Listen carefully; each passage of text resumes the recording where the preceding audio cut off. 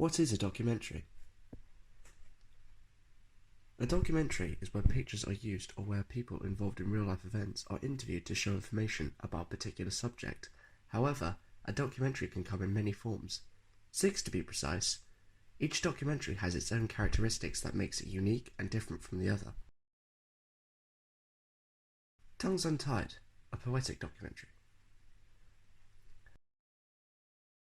Looking at Tongues Untied, these clips show groups of black men presenting their cultures and perspectives on the world as they confront racism, homophobia, and marginalisation. These clips show that these men are no longer afraid of who they are. Tongues Untied is a poetic documentary, meaning that the clips it shows try to evoke a reaction out of the audience through tone, rhythm, or juxtaposition. March of the Penguins, an expository documentary.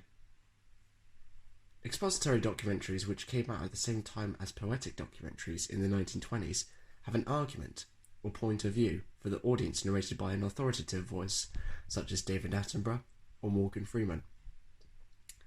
The voices tell you something with a corresponding video, proving to the audience that it's true. This is shown in March of the Penguins, or Planet Earth, as the camera follows the object and the narrator points out its actions. Hoop Dreams, an observational documentary. Around the 1960s, documentaries started to become what we call observational. This means that the camera follows the subject without interrupting them.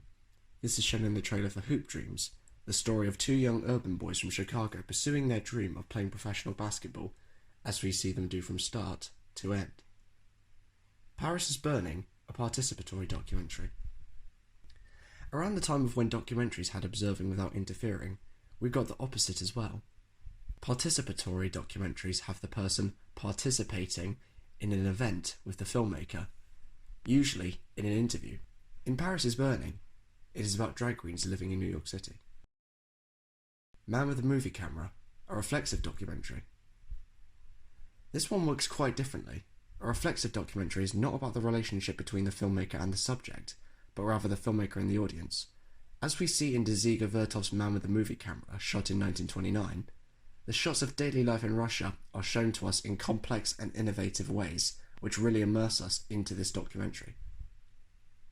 Bowling for Columbine, a performative documentary. Around the same time as reflexive documentaries, we also got performative documentaries. Performative documentary films focus on the filmmaker's involvement with his or her subject, using his or her personal experience or relationship with the subject as a jumping-off point for exploring further into the subject. With Bowling for Columbine, Michael Moore makes it specific that the gun owners or gun-friendly policies are not the only problem, but how the government and the media identify the problem.